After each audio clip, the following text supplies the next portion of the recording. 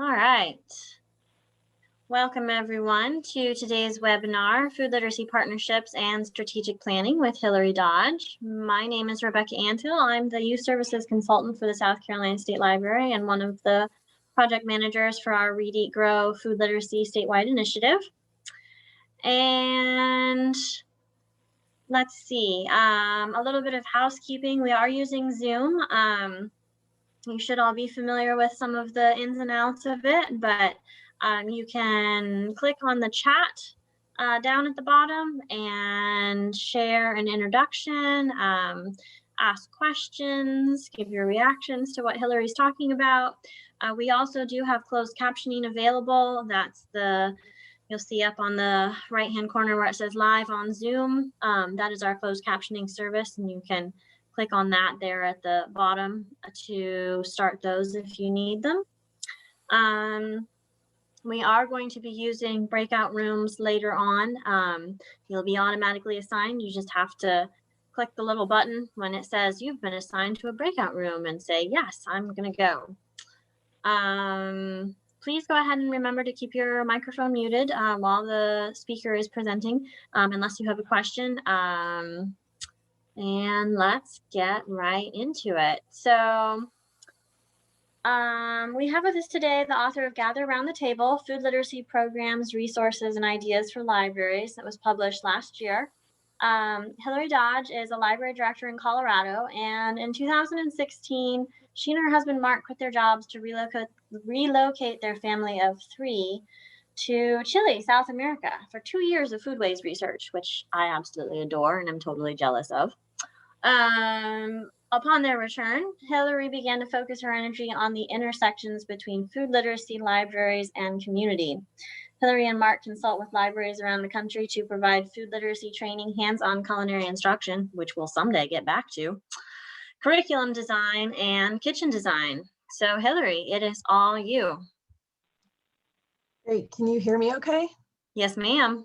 Perfect. Okay, Rebecca's gonna let me know if I have any tech issues or if my voice cuts out. I have headsets, I am prepared.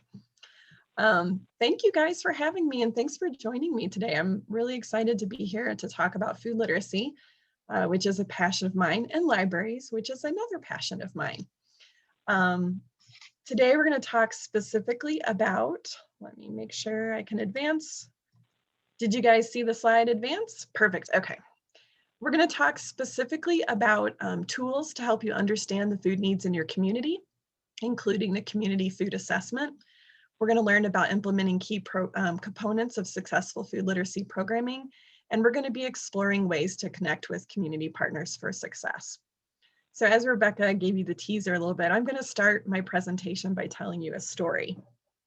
Back in 2016, I was a library branch manager for the Boulder Public Library in Boulder, Colorado.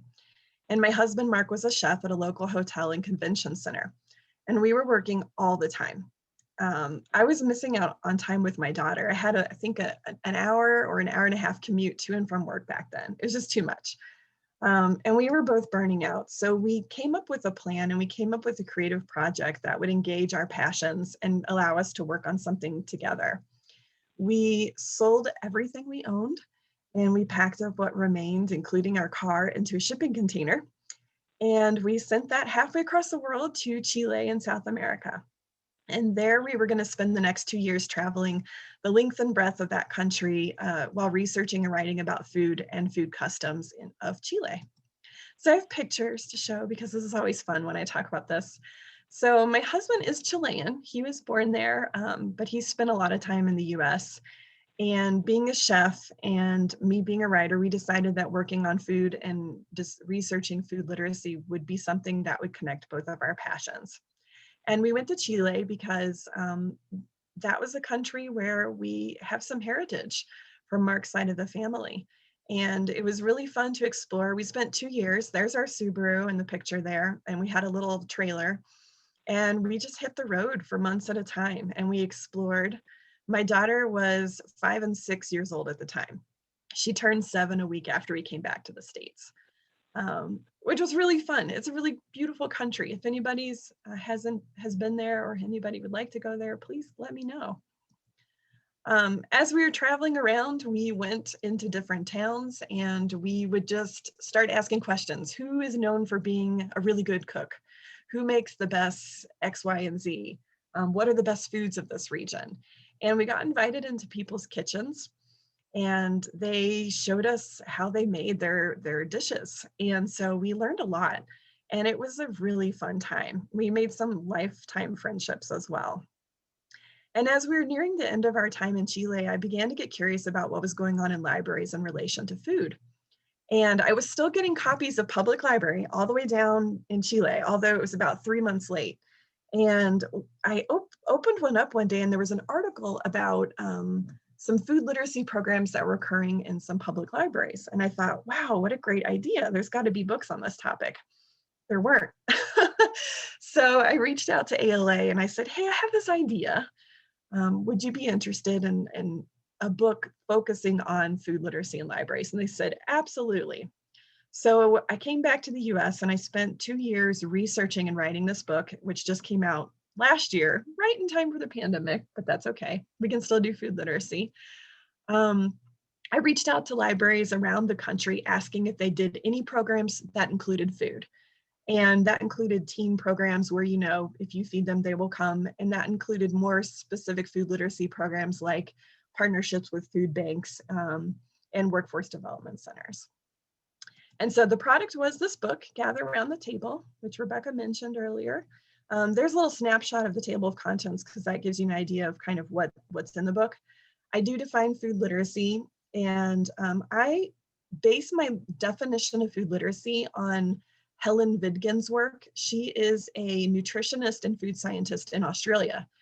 And people use the term food literacy, they tossed it around left and right, and it meant different things to different people. So I tried to come up with a definition that we could all get behind, and I relied heavily upon her research. I talk a little bit about the food world, things that we know and we hear about. We hear about GMO, we hear about gluten-free, we hear about all these things related to food, and I try to break it down and define it for us. And then in the book, I also discuss community food assessment. I'm going to go into a little bit more detail with you guys today and how to design food programs. And then I have a bunch of case studies from libraries that are doing this around the country. So I'm going to jump into our conversation, and I have a ton of content to share with you guys today. So brace yourselves. Here comes all this info. I'm going to start by asking, how can we understand the food needs of our community? And the answer is, first, we need to know what a food need is. Thinking about the possible food needs in your community can be an overwhelming task, especially if you don't consider yourself an expert on local food and public health issues. So I found that the best way to get started is to think about this through the lens of food literacy. Now, food literacy, the way I define it is, it's a set of interrelated knowledge and skills having to do with all aspects of food, from farm to store to kitchen to plate to table, everything in between. And it can be broken down into 4 distinct domains of knowledge and skills: planning, selection, preparation, and eating. Now, each domain represents, like I said, a particular aspect of food literacy. And within each domain, there are 2 to 3 specific components. So you'll see planning here has to do with prioritizing resources for food, planning food intake, and making informed decisions about food. Preparation has to do with demonstrating kitchen skills, applying kitchen safety and good hygiene. Selection means understanding how we access our food and being able to determine what's in a food product. What are the list of ingredients mean on the back of a food product? And judging the quality of food, knowing when something's ripe and ready to eat versus when it's gone bad and when you should toss it. And then there's the domain of eating, which is understanding that the choices we make impact our wellness and our well-being. And it's demonstrating a self-awareness of health and food needs, both on an individual, a family, and a community level. And of course, being able to join others and eat socially is also part of this domain. So as we consider these components, we begin to extrapolate the various applications associated within each domain. And this can help us be specific in our queries and explorations. So again, remember, I'm talking about these 4 domains to help us understand what food needs are. so that we can start to think about what the food needs are in our community. So what do these domains look like in practice? So what does all this stuff mean? So for planning, some examples of the planning domain in practice would be setting aside time and money for food and food preparation, making a meal plan for the week ahead. Those are practical ways of demonstrating the skills in planning. Also choosing whole foods over processed foods and knowing what those are. For selection, some items in practice would be knowing the difference between foods available at a convenience store and a local farmer's market. Being able to read the food label I mentioned a few minutes ago. Being able to tell, again, when food is ripe and when it is bad, and how long you can store it and how do you store it. For preparation, this is the one people most commonly associate with food literacy. This is the in the kitchen, the hands-on, the doing. So knowing how to use a knife to peel and cut foods, that's a skill. That's a skill set. Understanding how to avoid contamination. This is one that's really important, especially important in libraries as we're starting to do food literacy programs. And then in the eating domain, in practice, this could look like understanding the nutritional differences between choosing a soda versus a glass of water, knowing how to prepare meals that are low in sugar if you have diabetes running in your family, demonstrating social awareness when eating with others.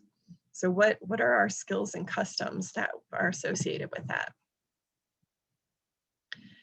Here's another way to look at food literacy. This is a graphic that illustrates the various aspects of the various systems related to food and how they interact. It's a big picture. I took this graphic from nourishlife.org. This is a great website, and they actually have food literacy guides and some curriculum for free. So be sure to check that out. When we look at food literacy through a systems lens, we can look objectively at our communities and consider what roles these systems play in our communities and how it might impact local food issues. So if you have a big agricultural presence in your community, think about the agriculture systems and where there might be gaps in your community. So, of course, equipped with some basic food literacy perspective, we can now begin the iterative process of program and service design, which starts with exploration. So to understand the needs of our community, we have to explore first. All right, this is not going to be a surprise to anyone here, but I'm going to review it anyway. When designing a program, service, or other solution to community need, we don't generally design and release. Because there are real resources behind our offerings, such as time, money, and people, we need to do our due diligence to justify the program, its goals, and the implementation process. And in almost every case, we make changes or tweaks to what we offered our community, either after we've offered it or before it's even out there for our community to use. So what you see here is a graphic representation of the design process. It's an iterative process, which means there are checkpoints, evaluations, and redos. And I took this format from Maker Center Learning, which is very much on the try again process. So when deciding to look into communities' food needs, we are often embarking on a larger journey, which involves trial and error. To get started, we have to explore. We need to ask questions. We need to determine a focus. We need to build a team and design a research process. And that explore phase is what I'm focusing on in today's workshop.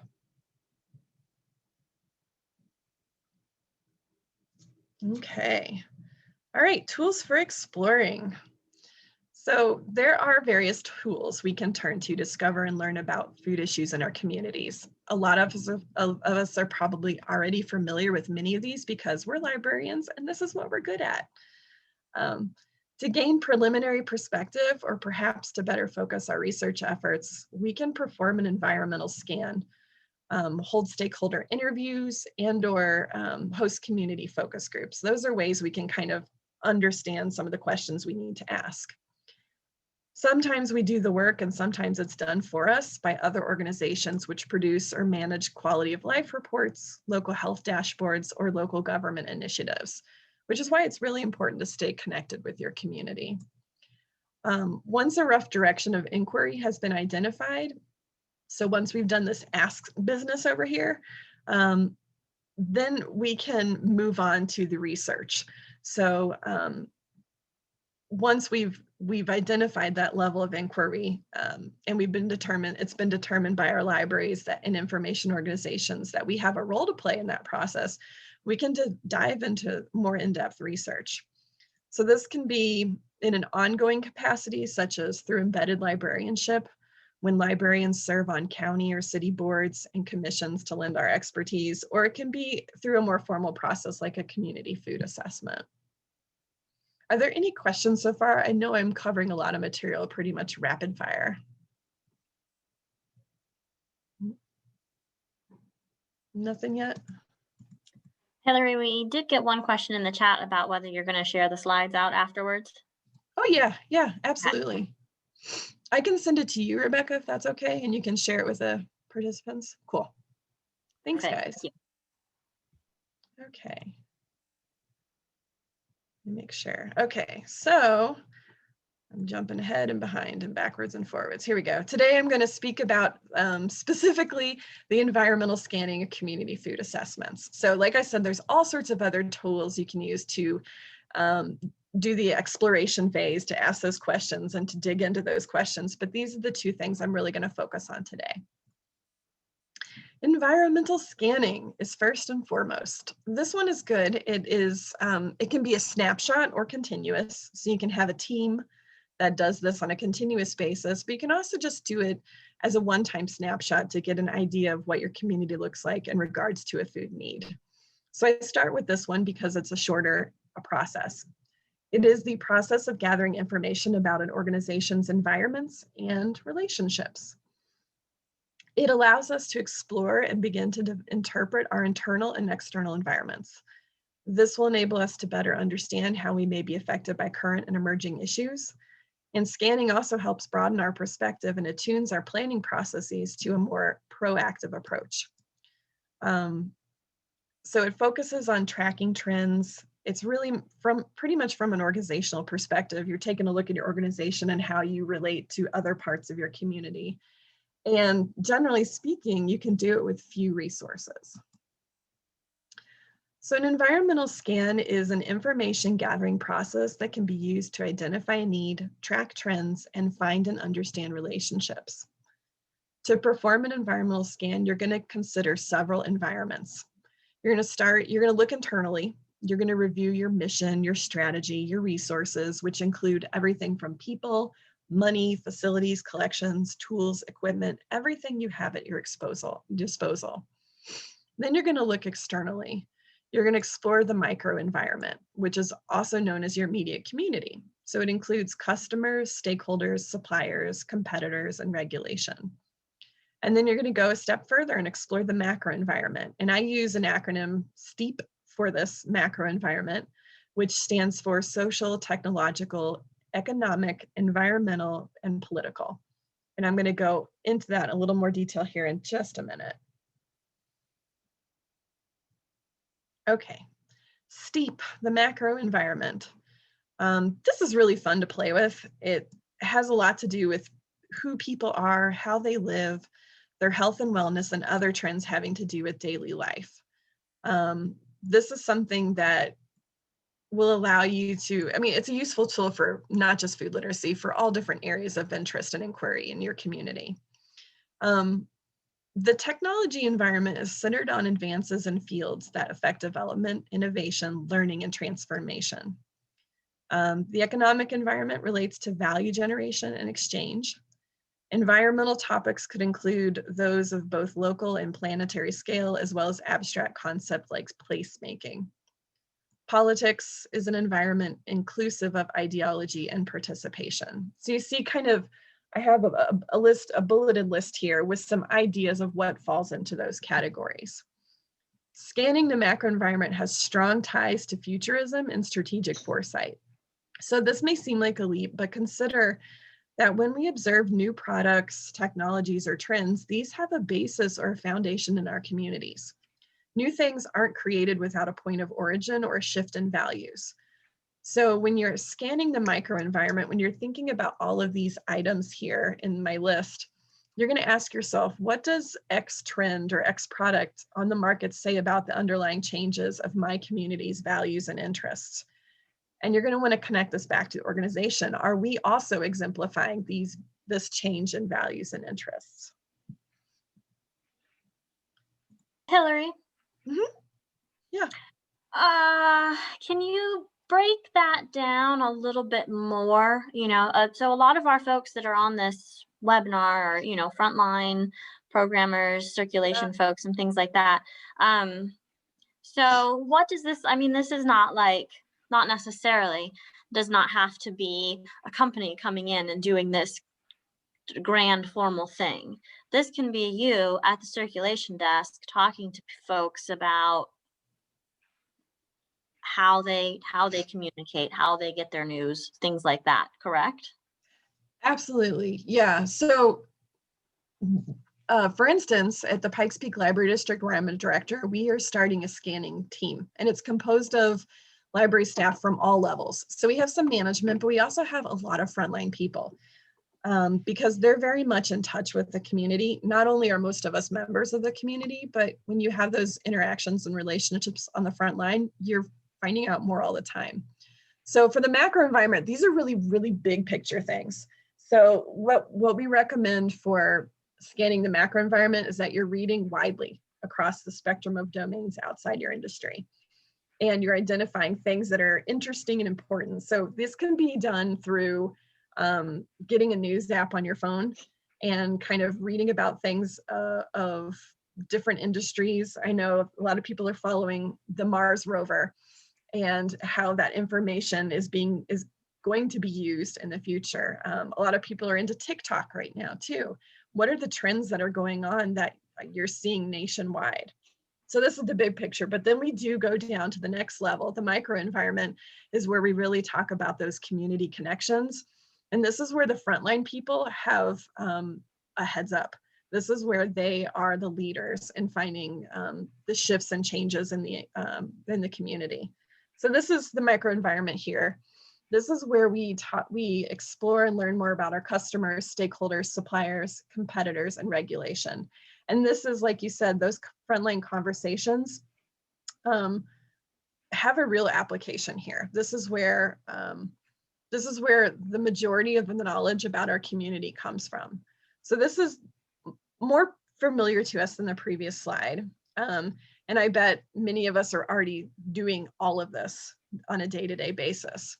So again, as you're having these conversations with your community members, as you're making observations from a frontline perspective on how people are moving around your library, what resources they are using, you're going to look for what's new and different, and you're going to think about, you're going to look for changes to places, processes, and thoughts. And then you can ask yourself, what do these things tell us about the shifting values in our community? Because again, it's all about the values. When things change, it means it's because that matters to someone in our community, whether it's a group or individual. And again, how is our organization responding to these changes in interests or in processes or conversation in our community? Does that help answer your question, Rebecca? Yeah, I know this stuff can get really like esoteric and up in the clouds, but it does come down to the frontline level too, absolutely. So in addition to those conversations and observations from our desks or from our service points, we can explore community publications, local government, nonprofit reports, meeting minutes. We can even attend those community meetings. We can map local businesses and neighborhoods. Sometimes I will pull out Google Maps and just look at the businesses around my libraries to see what's changed. Sadly, we're in an environment where businesses come and go pretty rapidly right now. A lot of restaurants are going out of business. There are grocery stores too that are really struggling right now. So kind of seeing where those holes are in service, where things are disappearing, might tell you a lot about your community.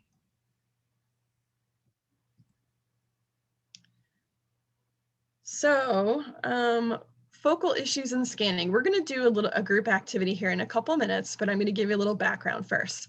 So when you are scanning, there's a whole heck of a lot out there for you to take in, and there's lots of little paths and rabbit holes for you to go down. So in order to kind of focus on something, we come up with a focal issue or a focal question.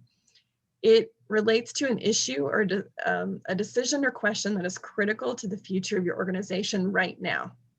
So a focal issue has long-term implications.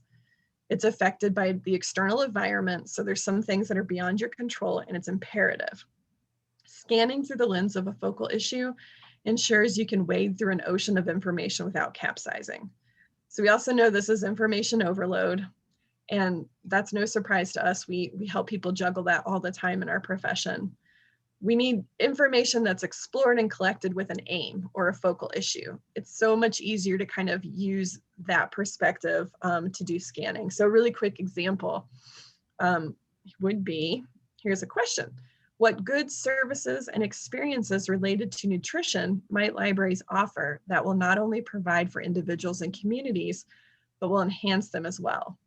So this question serves those 3 bullet points right up ahead. That's long-term implication, it's imperative, it's crucial to our community right now, and it's very much affected by our external environment. So you craft a question of this nature when coming up with, when embarking on an environmental scan.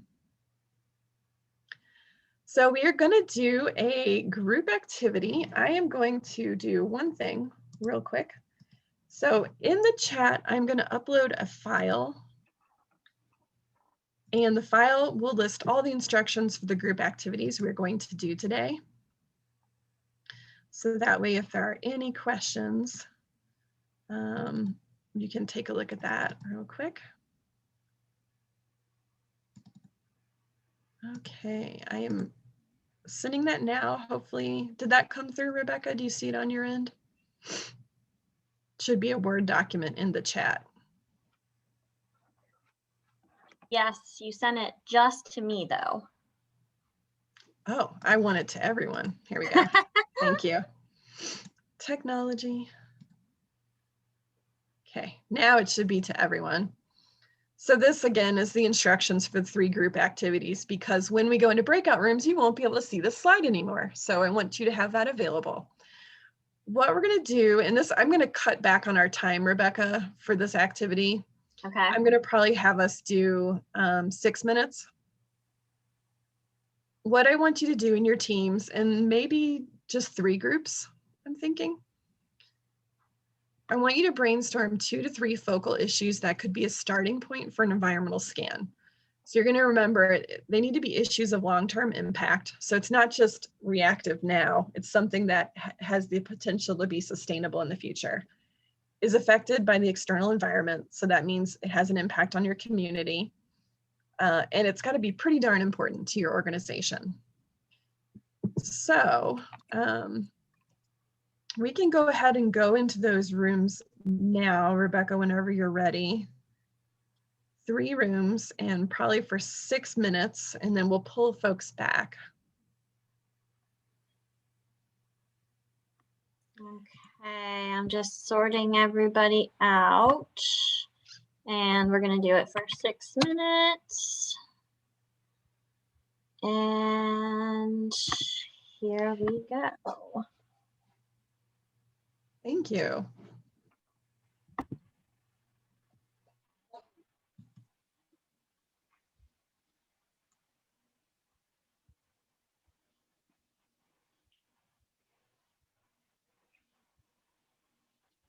All right. So I put the instructions into the chat.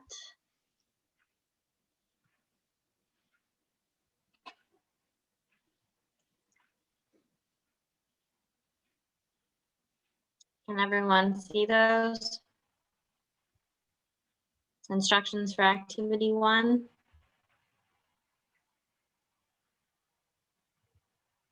I'm trying to get it to open. I also just pasted them into the chat. If you can't get the Word document open, then you should be able to just see them in the chat box. Thank you.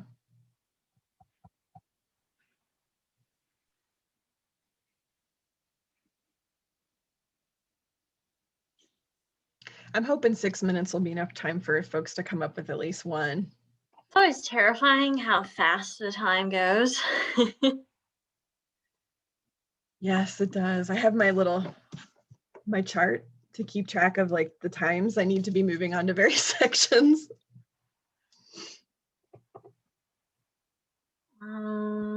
Let's see.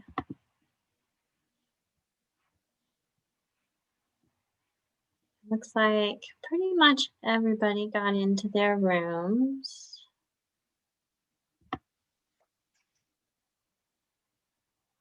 So I have 12:36 right now. So I'm guessing if we pull people back at 12:42. Yeah. Okay, that'll be perfect. That'll keep us on track. Okay.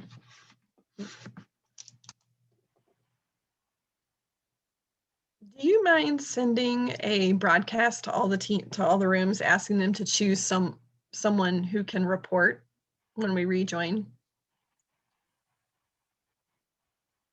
Sure. Thank you. If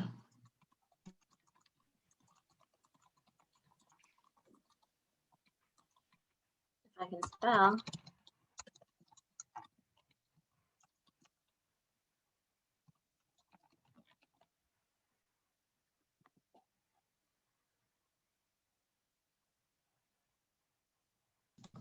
Perfect. Thank you.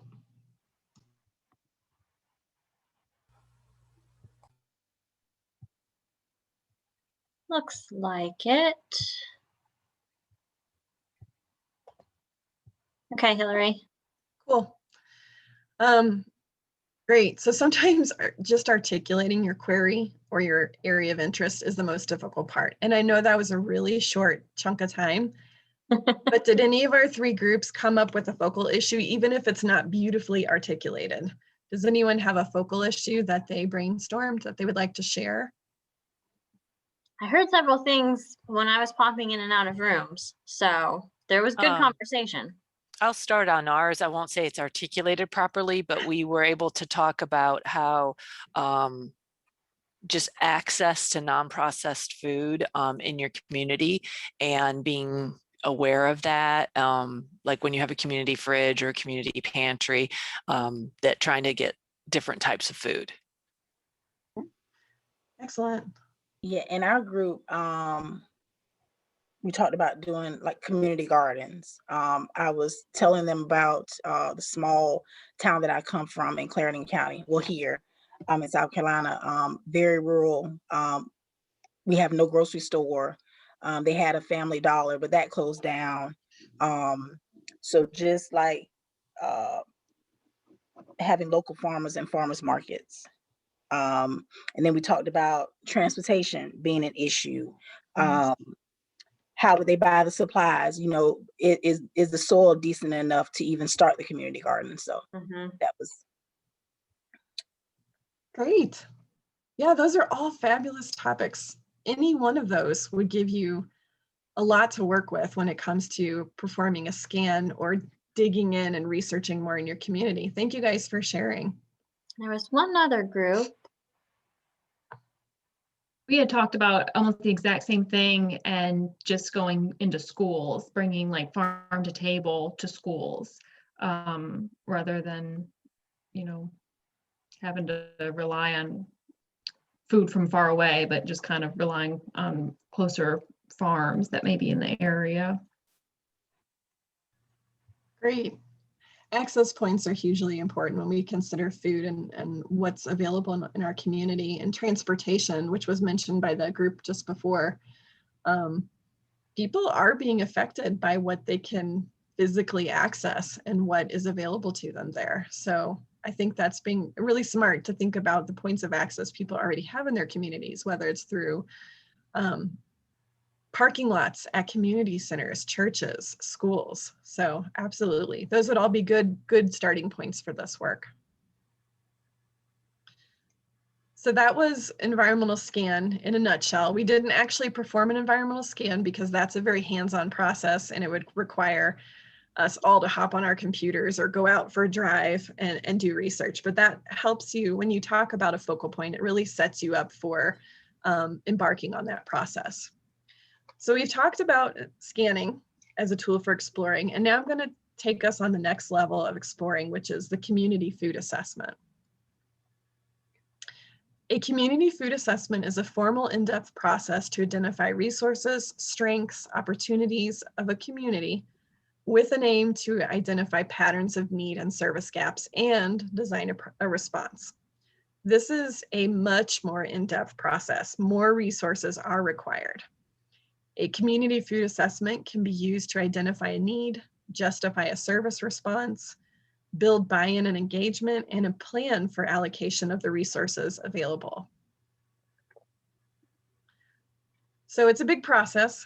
Here it is broken down into 4 distinct phases, multiple steps or activities within each phase. The foundation phase is all the work you do ahead of time.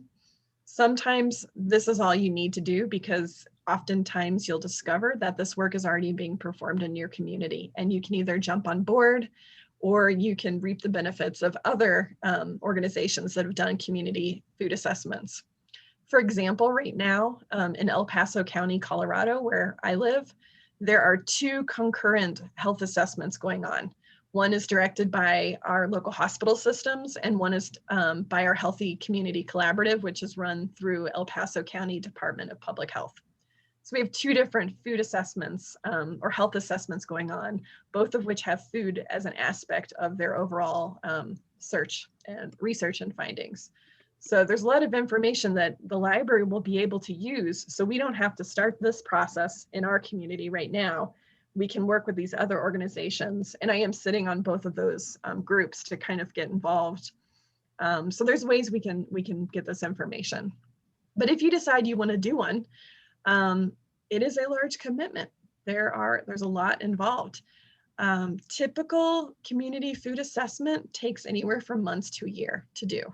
I've seen a lot of libraries and organizations plan one in a quarterly cycle, so they have each phase here that takes roughly a quarter of the year to do. And because performing a community food assessment is such a large commitment of time and resources, you're going to want to ask yourself some questions prior to embarking. And I also refer to this as pre-work for community food assessment. And again, this could be the only work you need to do if you already find that this is already happening in your community. So why perform work if it's already been done? Is the main question. If the information is out there and current, you can use it to look internally and match strategy for action. If there's information out there, but it's dated, is there any new information that could provide a longitudinal perspective of the issues in your community over time? So how has X issue changed over the past 5 years? How has X issue changed over the past year during the pandemic? This could be extremely useful in identifying those long-term trends or endemic issues that really need solving within your community. Question 2 is there interest in your local food system? This question will help you reflect on the arc of your journey.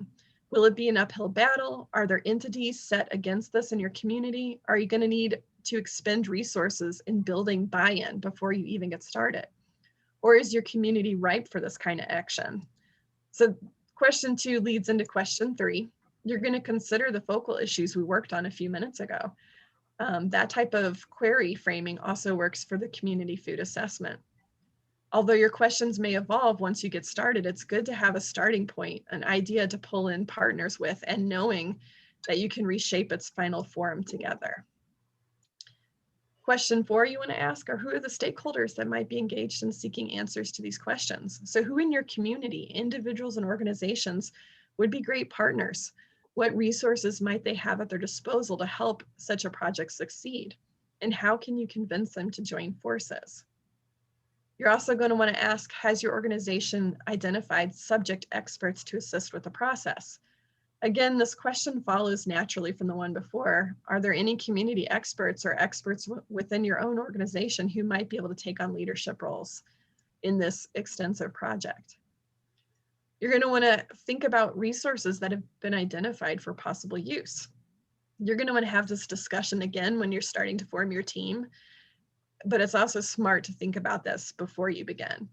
What can your organization contribute that would be meaningful to other partners? As we all know, collaboration with community partners is often a give and take situation, and each party needs to be willing to commit resources for the collaboration to be successful. And then the final thing you want to ask yourself is, how will the results be shared?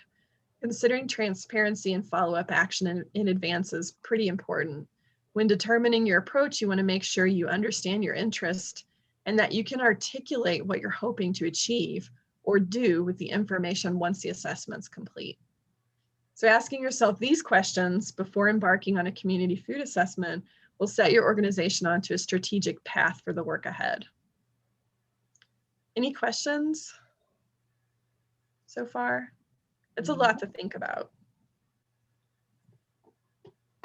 All right, so also in phase one, the foundation phase, you're going to be building your team. And it's really important to think, to give careful consideration to who will be on your team. Do you just need names, or do you need people who will have time and skills to contribute? Engaging members in the community helps strengthen the project in many ways. It makes easier connection and entry into the neighborhoods and groups that you want to learn more about. It builds buy-in and support for project and the community. So you're creating a strong shared vision. Community members have better familiarity with issues and individuals. They can provide richer informal networks to help you with your project. And they are also the key to building that capacity to enact change afterward. So after you've done all your research and you have your findings, to actually do something with it and make a difference. Then once you have your team, you're going to want to define your community. So conversations about how your community, and how it is bounded or defined should happen alongside conversations of what you are interested in learning more about and what issues need addressing. They should be linked. One should be dependent upon the other. If you change the community, the question should change to reflect the new community. So there's different ways to define a community. You can do political or jurisdictional, which is county lines, cities, neighborhoods, service designations such as special districts, voting precincts, census tracts, or even ethnic, cultural, social, or environmental bounds. But keep in mind, the smaller your bounds, or the more focused your bounds, probably the less information is already out there that you can use to work on your research. All right, we have another small group activity. Again, we're going to do just 6 minutes. I would like one person to share a little about their community, and I want the team to help come up with, how would you define that community?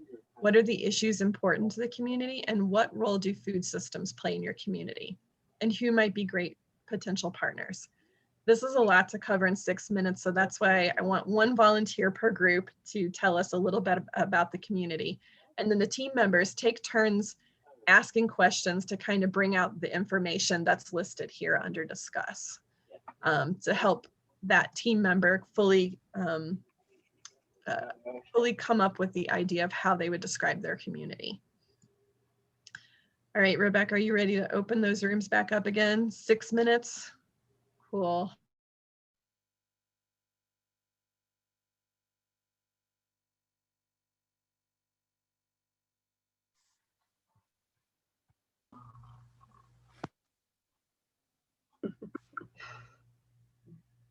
So still the quickest 6 minutes ever. So quick, I know. I'm sorry that it's so wham bam. But the group I was in was having a really good conversation.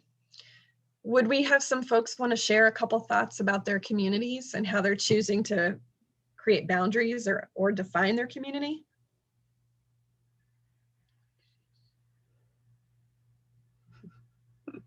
Well, I mean, I'll share because we were talking about Abbeville County in South Carolina in our group, and that it is rural and it has a fairly low income population.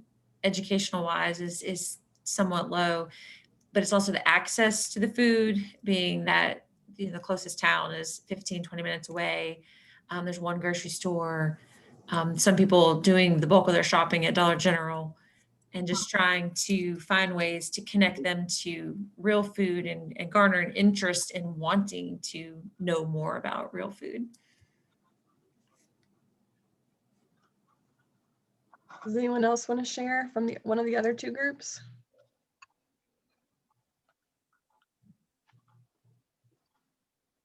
I'm in Camden, which is only about 40 miles from the capital, Columbia. I see an awful lot of economic growth happening here. The county is going after businesses for an industrial park. We're growing. We still, but at the same time, we still kind of have this rural feel to the community.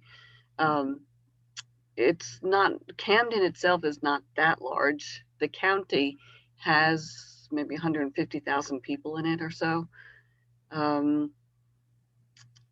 With growth in economics and such, I can see more opportunities coming through here. So food systems, what role will they play? I just think more food stores available. We do have the farmers market that goes on. I'm sure there's lots of backyard gardens out in the county, not so much in the city, but in the county area.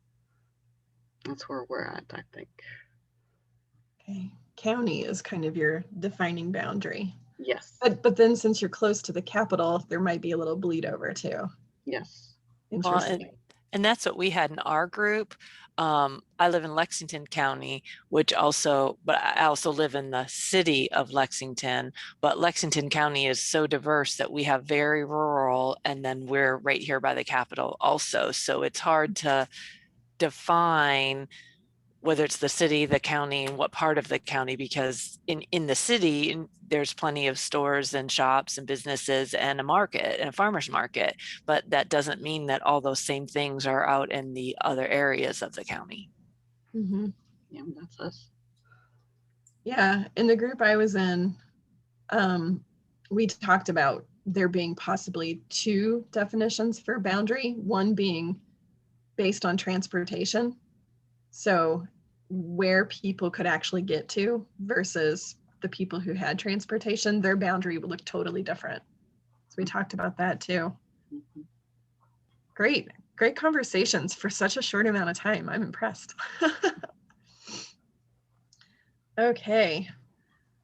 So the second phase of the community assessment, food assessment, is preparation. So this is determining resources available, developing a timeline, creating work plans, and recruiting participants.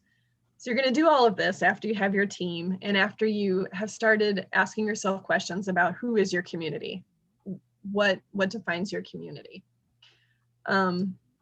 This is the logistics phase of a community food assessment, and it's pretty similar to the work required in other types of assessments or project management work. So this won't surprise any of us. You have your team and you can put all your cards on the table. At this point, it's a good idea to perform a SWOT analysis or something similar. The SWOT analysis is a good way to review and allocate resources for the project, as well as aiding in sketching out a rough timeline for the work. So to perform a SWOT analysis, you go through each quadrant on the chart and you ask key questions of all the team members and the participating organizations. So under strengths, the team should ask itself, what does each member do well? What unique resources do they bring to the table? Discussions about a team's strength can be useful in determining owners or roles for various actions or pieces of the overall project. Under weaknesses, you want to know what isn't in a particular organization's wheelhouse. Where do they have less resources?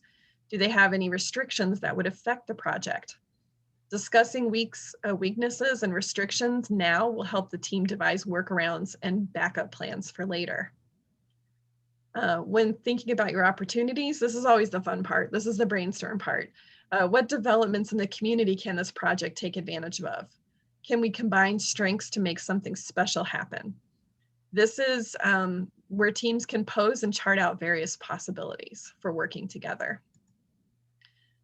When thinking about threats, you need to think about what could harm or stall the project. Is there any competition or are there hurdles to pass? bringing up the stallers and stoppers now will allow the team to plan for these in advance and build them into the timeline. For instance, if you know you'll meet resistance from a particular segment of your community, you can plan ahead to build in extra time and strategies to help overcome these hurdles. All right, we've got another group activity. This builds on the activity we just did. So again, 6 minutes. Each group is going to talk about the community they identified in the last activity. And what you're going to do is a SWOT analysis. We don't have time for all 4 quadrants, so pick one that you want to talk about. I always like to talk about threats because those can actually turn into opportunities. But it's up to you. I'll let each group decide which one they want to use. And on the handout that I sent, you'll see the copy of the SWOT analysis quadrant, and it has the questions that you should be thinking about in relation to the community food assessment.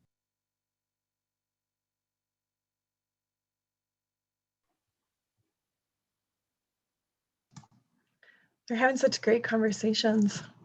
They really are. We were lamenting the day that we can't do these in person. Yet. Next year, we will definitely do this again. Next year, we'll have a full day. That'll be so fun. Get food trucks. We have dreams of doing another one of our Read, Eat, Grow summits. And I think, doing an afternoon workshop on something like this would be spectacular. So Oh, that would be fun. don't lose hope, people. We will do all the fun in-person things again. Yes, we will. We're just learning how to get really creative in the meanwhile. We are. And just remember, you didn't have to drive to Columbia and try to find a parking space. Mm-hmm. Casey didn't have to spend 2 hours on the road this morning.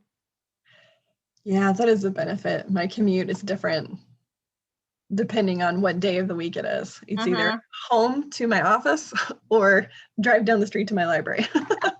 Well, and I mean, in a lot of ways, we're lucky because no matter where you are in the state, you can get to the middle in about 2 hours. But that's nice. a long day.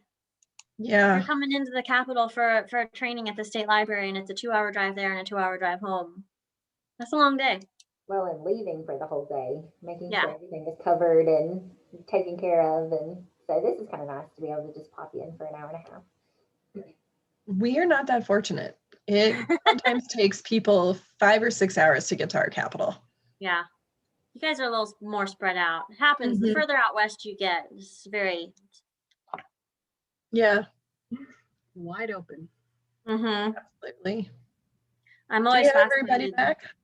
Yes. When I used to travel for work, it was always fascinating to be in like the Northeast and some of those cities and then go out to Denver or someplace out there. And the difference in the space usage is just fascinating.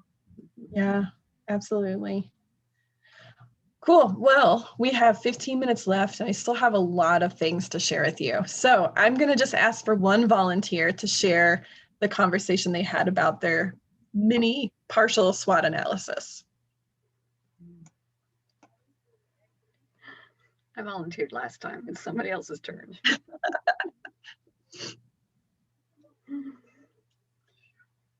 But nobody wants to volunteer. I'm going to pick on Ashley in my group. Do you mind talking about the threat you mentioned? No, the threat I mentioned was that we have a lot of small organizations that are each doing their own thing, and to try to get them to come together and do one big collective thing, and that maybe, like say that was a food bank or whatever, maybe the library would be the bridge between those organizations to sort of bring them together to be more effective in the end. Yeah, we had a great conversation around the library's place in food literacy and being kind of the central, the common ground for people to gather on and share their ideas about the various work that's already happening. Thank you. Okay, so we are going to move on. I'm going to try to get through the rest of this content before our time is up. The actualization phase is the meat and potatoes of a community food assessment. So this is the portion of the assessment that will likely take up the most time and resources. This is the boots on the ground research. This The success of this phase is highly reliant upon the work of the two previous phases, the foundation and the preparation. So you do not want to rush through to get to this part. This begins with a review of existing data, also known as secondary data, and this is where us library and information professionals have the advantage. This is where we have a lot to contribute. But once we've exhausted secondary data, we may discover a need for additional information that doesn't exist, or circumstances where secondary data isn't current enough for our uses. So in these cases, we may opt to collect our own information. And this requires selection and or design of research tools. And finally, we need to pull all that information data together in a way that makes sense and in a way that we can use to develop indicators and chart outcomes. So here are some of my favorite resources about food access, agricultural health and wellness. And I'm just going to highlight a couple here. The Food Environment Atlas provided by the USDA provides over 160 indicators linked to food choice, diet, quality, health and well-being, and food access. And it pulls data from state, region, and county-wide information. The Food Access Research Atlas, also USDA, uses a map of the United States to identify locations of food deserts. So you'll see it relies on census tract data. A food desert, for those of you who are unaware, is if you are in an urban environment, your nearest source of fresh food is more than a mile away.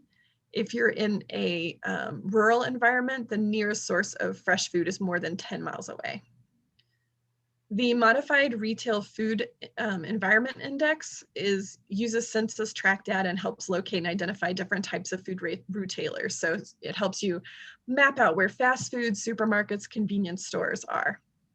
The ArcGIS Food Deserts Group is a mapping tool overlaying food access information with health data, and it relies upon county, census, block group, and address data. There is a cost associated with that one, but it's a really cool database. County health ratings, you probably are already familiar with this. This is county-based indicators with connections to other environmental factors. And then Community Commons is a vast mapping database with data from state, congressional district, county, zip code, address, you name it. It includes demographics, socioeconomic information, health, education, political, environmental data. It has a lot of interesting tools that include vulnerable populations footprint, which I find really helpful when talking about food access. So when you're conducting research, here's an example. One of the ways to conduct research for a community food assessment is to assess the food retail environment of your community. Sample indicators for this focus would be distance people live from a source of retail food, low income poverty status of the people in your community, household vehicle ownership, because this ties to transportation, which ties to access, and ratio of retailers with healthy versus unhealthy food options. I've told you before what a food desert is defined as, but some sample questions to ask would be, on average, how far do residents in low-income urban areas have to walk to get to supermarkets or grocery stores that sell healthier food options such as fruit and vegetables, whole grains, and low-fat dairy? And there's a variety of different measurement tools that can help you get at that information. Food store surveys measure food availability and affordability. Linear shelf space, we know that term from library world, but what this does is it helps us basically take account of how much of that shelf space is devoted to healthy versus unhealthy food options. A marketing audit measures the percentage of marketing campaigns or advertisements that are geared toward healthier items as compared to less healthy items. And of course, you can talk to the store owners themselves. They can give you a lot of qualitative data about the habits of their customers. So that's one way to go about research. Another example would be household food security. So one of the questions this type of assessment seeks to answer might be, is household food insecurity a problem that is directly or personally experienced for a significant number of people in the community? And some indicators for that question would be, how much money does the community spend on food weekly? The Federal Food Security Measure is a tool that has 3 levels of severity in relation to the physical sensation of hunger. So that one, it would be, you would ask people, how hungry are you today on a scale of 1 to 3? Food access behaviors or coping actions of how to obtain food.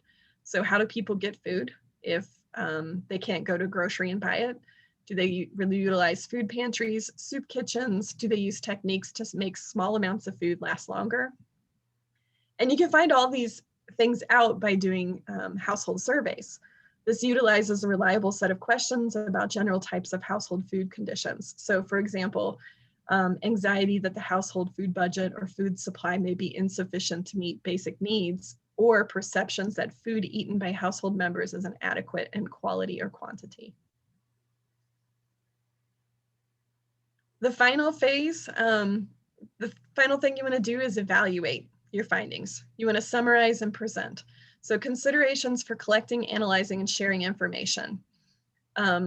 There may be ways to obtain the information in your research, and you need to document your process. So you need to document how the information was obtained, where it was obtained, participants and sources of information, delays encountered, and hurdles overcome. You need to be sensitive to your community and the individuals you interview. Developing privacy protocols for sensitive information will help maintain a community's trust. So something to think about in the beginning before you launch on your research. You need to be aware upfront of any biases or built-in influences you and your team may be bringing to the process. And you want to be really careful. You want to use critical judgment and careful consideration when interpreting data and making claims. Just because there's no data for something does not mean it does not exist. So as you're compiling all your data and summarizing and getting ready to present or share your findings, you need to think about those considerations. And of course, when you're finished with the research phase and you've collated your findings and presented, you have to evaluate the process. Sometimes you find a bunch more unanswered questions that you need to dig into, and then it becomes a cyclical process. Or sometimes you're able to pinpoint key actions that you and your community or your community's organizations can take to help work on the question, the issues you identified. But of course, you always need to celebrate, because performing any sort of community food assessment is a lot of work. That is the end of my presentation. I know there's a ton of information. I will be sharing all of these slides with you. I will send them to Rebecca. I will also send an evaluation if you don't mind offering me some feedback on things that you liked, things that could be improved. I greatly appreciate it. This is my contact information. If you want to be in touch, I'm happy to chat with any of you guys about some of the things that we talked about today or questions you have about food literacy. And then we do have about 5 minutes left for questions, or any follow-up questions if folks have those. All right. Thank you so much, Hillary.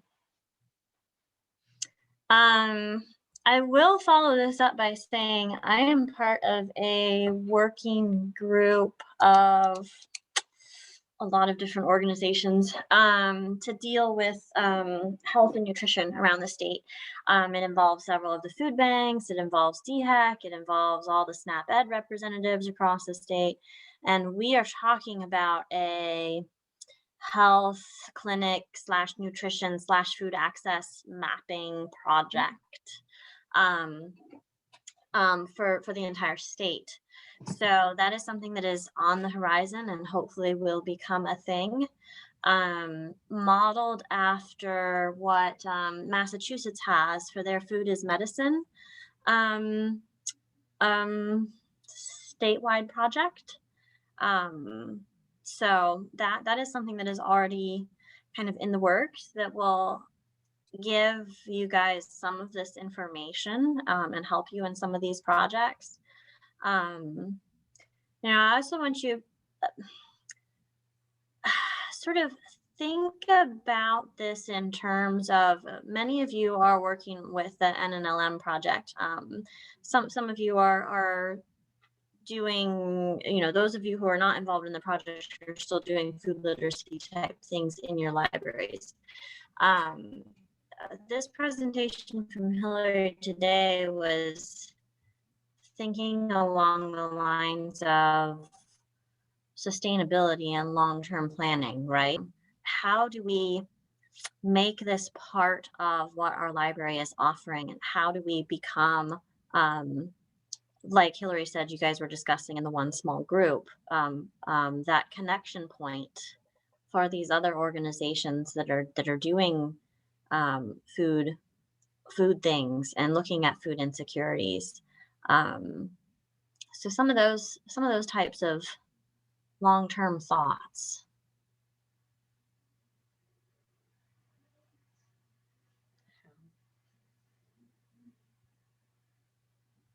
Mhm.